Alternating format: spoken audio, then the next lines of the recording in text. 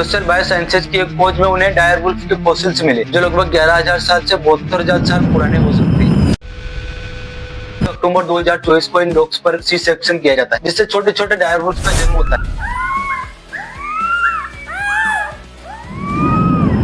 तो फिर ऐसा क्या हुआ जो इतना ताकतवर शिकारी विलुप्त हो गया?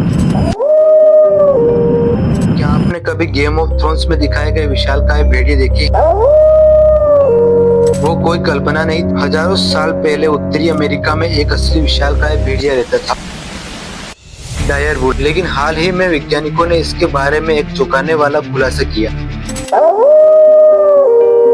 जानिए कैसे लगभग 13,000 साल पहले विलुप्त हुए डायर वुल्फ आज फिर से इस दुनिया में सांस ले रहे,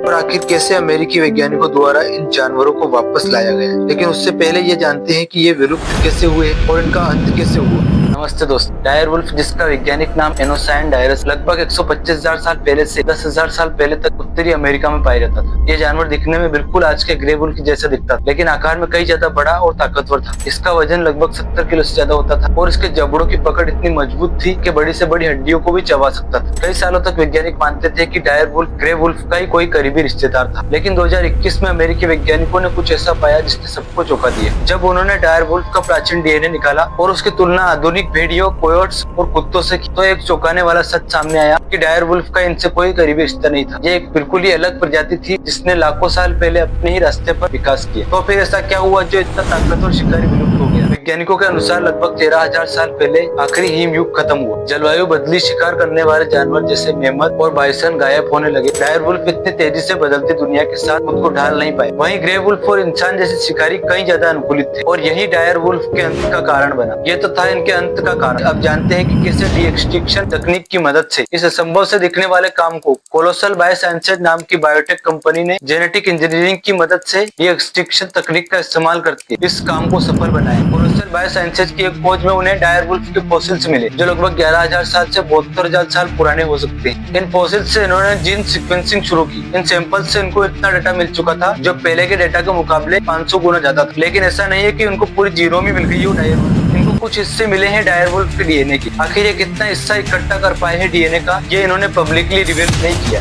फिर उन्होंने ग्रे वुल्फ का डीएनए लिया और उसे मैच किया gene by gene exactly grey wolf के जेनेटिक कोड्स, क्योंकि इस कंपनी के अनुसार ग्रे वुल्फ डायर वुल्फ का सबसे करीबी और जीवित रिश्तेदार। इन दोनों जानवरों के डीएनए एक दूसरे से 99.5% मैच करते, इसीलिए इन्होंने ग्रे वुल्फ का डीएनए मैच किया, क्योंकि इससे इनका काम बहुत आसान हो जाता है। क्योंकि अगर कोई जीन ग्रे वुल्फ में कोई एक काम करती है तो एक्सपेक्टेड है कि डायर वुल्फ के डीएनए में भी वैसा ही काम करे। इन्होंने केवल 14 जीन्स को चुना है बदलने के लिए, और यह जीन्स वो थे जो केवल बार बार के फीचर्स पर फोकस करते, जैसे कि कितना बड़ा साइज होगा इसका, कितना बड़ा हेड होगा इसका, उसका फर किस कलर का होगा, कितना फ्लफी होगा। चौथा, उन्होंने जीन एडिटिंग का इस्तेमाल किया ग्रे वुल्फ के जीन्स में ये बदलाव लाने के लिए। तो इस कंपनी ने जीन एडिटिंग के जरिए ग्रे वुल्फ के सेल्स के 14 जीन्स में 20 चेंजेस किए और हजारों मॉडिफाइड सेल्स को लैब में ग्रो किया। फिर ये जो एडिटेड जीनोम वाले सेल्स थे, इनसे सेल्स के न्यूक्लियाई को निकाला गया, और दूसरी तरफ इन्होंने कुत्ते के एग सेल्स लिए और उन एग सेल्स से भी न्यूक्लियाई को हटा दिया गया, और ये वाला न्यूक्लियाई उनके एग सेल्स में डाला गया, और 45 एम्ब्रियो को 2 कुत्तों के अंदर प्लांट कर दिया। इनमें से सिर्फ 2 एम्ब्रियोस डेवलप हुए। अक्टूबर 2024 को इन डॉग्स पर सी सेक्शन किया जाता है जिससे छोटे छोटे डायर वुल्फ का जन्म होता है।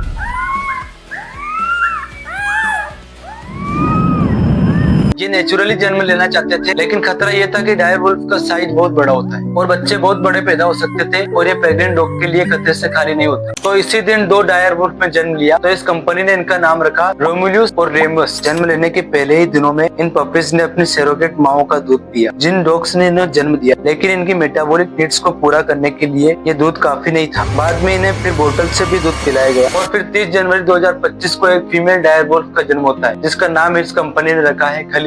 और अब सवाल आता है कि एक्चुअली में डायर वुल्फ है भी या नहीं। इसका जवाब है शायद नहीं। ये एक जेनेटिकली इंजीनियर्ड वर्जन है ग्रे वुल्फ का, एक ऐसा ग्रे वुल्फ जिसमें कुल 14 जीन्स का बदलाव किया गया। लेकिन एक प्रजाति में जीन्स की मात्रा मिलियंस में होती है, यहाँ पर 0.0001% भी जीन्स का चेंज नहीं किया गया। अगर ग्रे वुल्फ और डायर वुल्फ में 99.5% का भी मैच होता है, तो ये जो नया डायर वुल्फ बनाया गया है इसके अंदर भी 99.5% का मैच रहेगा। अगर पुराने विलुप्त हुए डायर वुल्फ की तुलना की जाए, तो इसका मतलब यही है कि हमें पूरा सेम वही जानवर बनाना हो तो उसका हमें पूरा जीनोम पता होना चाहिए, और हमें वही हजारों चेंजेस करने होंगे जो पुराने विलुप्त हुए जानवर में थे। वीडियो पूरा देखने के लिए बहुत बहुत धन्यवाद।